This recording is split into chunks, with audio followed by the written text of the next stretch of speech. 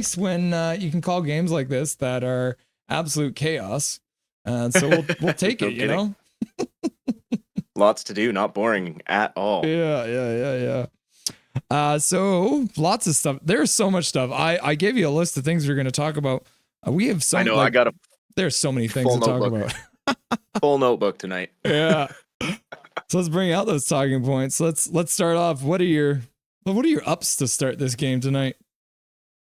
Oh, let's see here. Loved Talkett starting the third line tonight. Mhm. You know, he usually starts either the first or second line, but I like having that energy line out there. End of a road trip, get the game going quickly, and lo and behold, it led to a goal.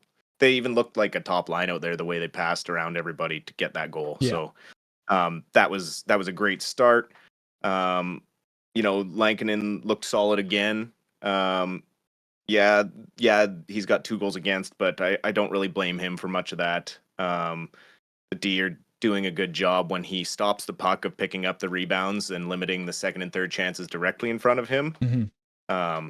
Unfortunately, you know, Myers and Susie are having a rough first period, so that's a bit of a down on the first goal. Both of them kind of got stuck below the goal line, so behind the net. So one of them was definitely out of position there. And then on the second goal, struggled to get it out of the zone when they had a chance, and quick strike by Hall there to get the second goal. Yeah, that one you can see Baines on the half boards makes the right play, getting that puck to the middle, and it was just one of those unfortunate rolling pucks, hops right over Myers' sticks. Yeah. And I mean, Taylor Hall's not the same Taylor Hall that we know, but he no, definitely. Yeah, he still can rip that puck when he needs to.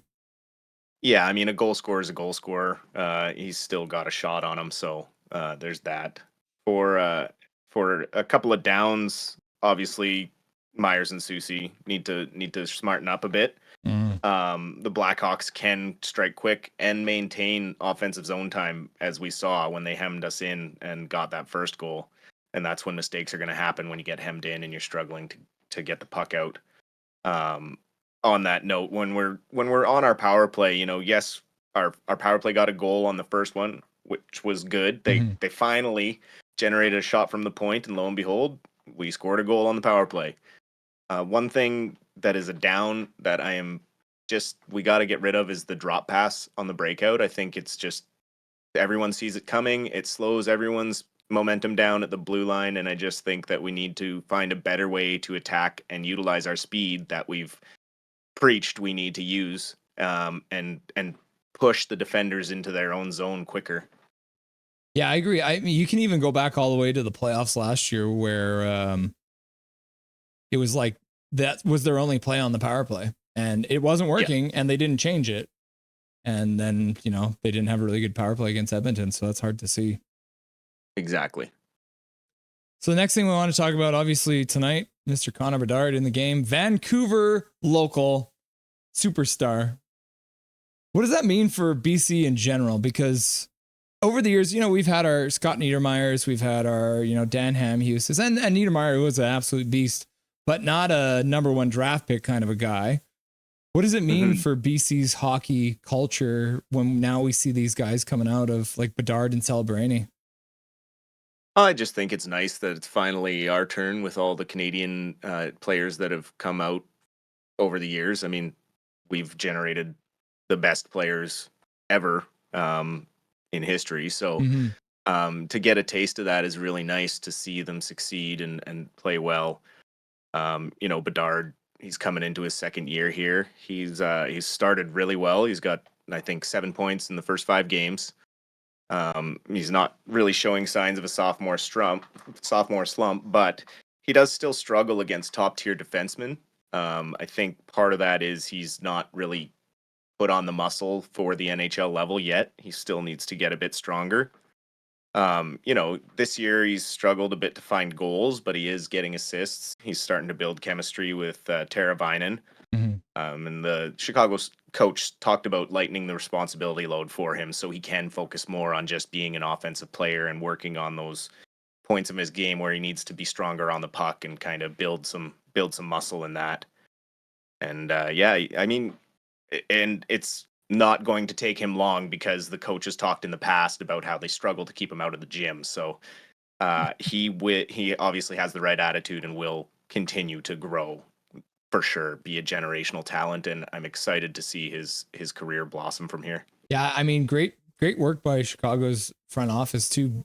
I mean, a lot of guys, you know the names, veteran guys like Maroon. You've got Bertuzzi. You've got, Taylor Hall's been on the team for a couple of years, finally healthy this year, but now they're not expecting him. It's not the Chicago Bedards anymore. They actually has got a supporting cast, and they're not by any means all stars anymore, but they're guys who've played a long time in the league and are going to be serviceable for him the entire time that he's playing here in Chicago.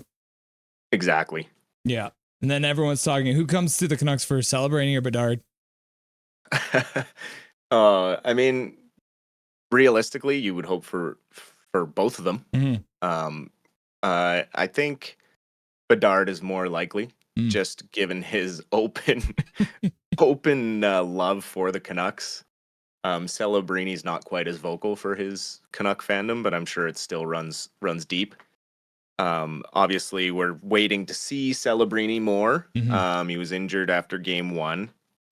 He's likely out at least 2 more weeks. Mike Greer updated yesterday, I believe. He has started skating. He looked like he was going to shoot out of a rocket to start his career, but obviously he's been derailed. So he should see a return in early November. So I'm looking forward to seeing if he can continue that strong pace that he had coming out of the preseason and into game 1. Yeah, Celebrating, I think, dealing with a hip issue. So I don't think he'll be out too long, though, as you said.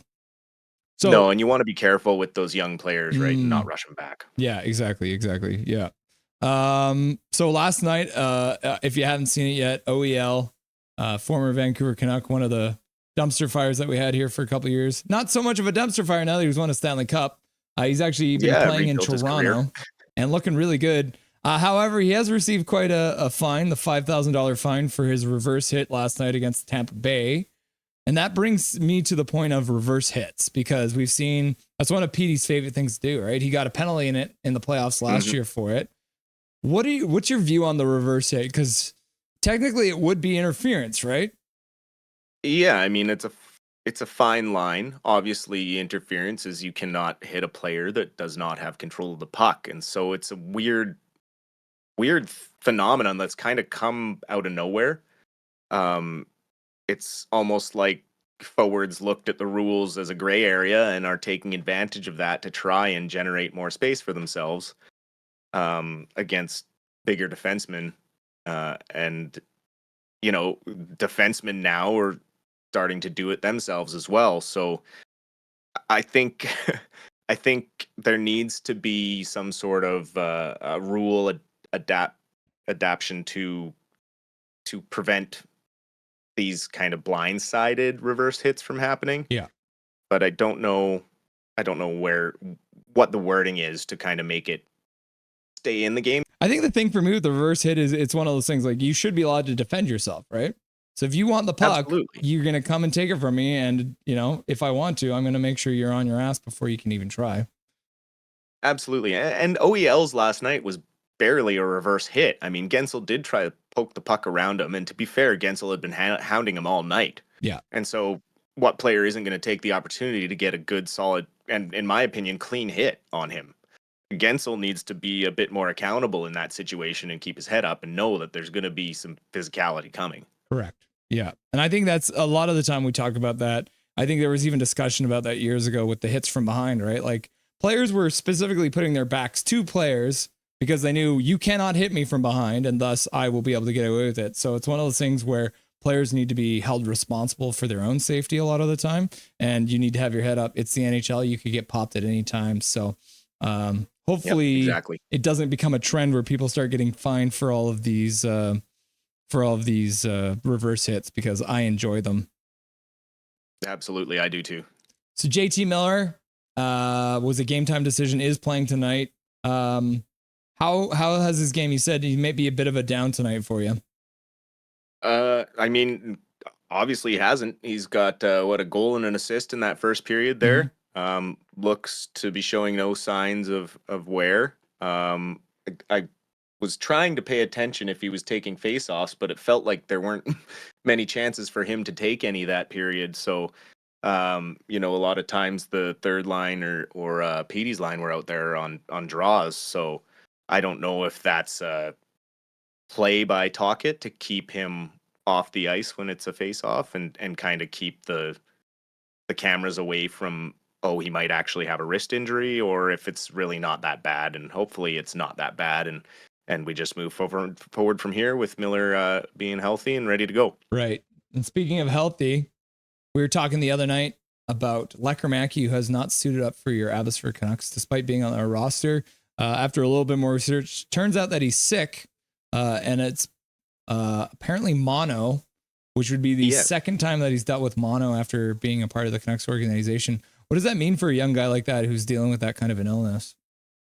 You know, I think it's tough because it's a common illness in people 15, 24. It just depends on how your body reacts to it. So clearly he is more susceptible to the virus than other people. I mean, most of us, I think 95% of people have probably experienced the virus at some point in their life, but never go into full-blown mononucleosis. So it's caused by the Epstein-Barr virus. And, you know, your symptoms can be fever, sore throat, lymph node swelling, and fatigue. And it's usually a 2 to 4 week recovery, but the fatigue could linger for months. And in rare cases, you can have your spleen swell and rupture. So hopefully it is not too serious, and he's just had a bit of a recovery while the team's been on the road here. And they were maybe keeping him away due to the contagiousness of the virus early on. He is being shown and advertised on the social media pages and media blasts for the home opening weekend. So hopefully that means he's good to go. That'd be good. Yeah. The Canucks, Abbotsford Canucks will be back in town playing their first home game on Friday night. I didn't really want to talk about it, but we have to because we're still updating the Canucks. After they beat Colorado 2-1 in a shootout. The next night didn't go so well. Dustin, what can you tell us about that blowout win for the Eagles? We gotta, with the good, we gotta bring the bad. You know, we gotta be unbiased. So, I mean, realistically, it was all Colorado right from puck drop. Abbotsford just looked like a tired team. They started the season on a road trip. It just looked like they ran out of gas in that last game.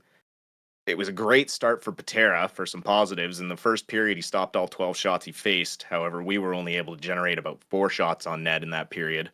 So it was very lopsided. That pretty much continued for the whole game. We did cut the lead to 2-1 early in the third, but it was all for naught because we gave up 4 goals in the last 10 minutes of the game with a tired team that just looked out of gas. Hopefully getting home sparks them. They can get a couple other guys in the lineup that didn't make the trip. I did a little more research as well. We talked about some of the veteran guys that weren't playing, and that's due to the rules with the AHL where you can only have 6 players with over, I think, 300 NHL games played in your roster on any given night. And so I think we have 7 or 8 guys on our final roster that have those stats. Right. So we have to be creative in what games they play. And as you said, the home opener goes this Friday, October 25th at 7 p.m. at the Abbey Center. So if anyone, you know, wants to go out and cheer on the Abbey Canucks, you can get tickets at abbotsford.canucks.com. And yeah, I'm sure they would love the support. I recommend parking by the Cabela's because the parking lot at the stadium is terrible. If you are going out to Abbotsford, park at Cabela's. There's an overpass over the freeway we can just walk on over. That's usually what I do because, like I said, it'll take you about an hour to get out of that parking lot by the stadium there. Yes, pro tip. What are your thoughts for the rest of the game? What's going to be the final score here?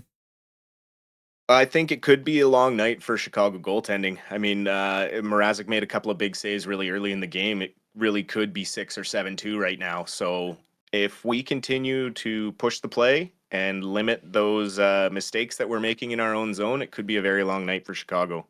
We could start racking up some goals here very, very quickly. I'm all for that, man. Me too. Thanks so much for joining again, Dustin. We'll talk again soon and keep your eye out there on Abbotsford for us. Absolutely. Thanks again for having me. Cool, brother. Talk to you soon. Nothing is perfect.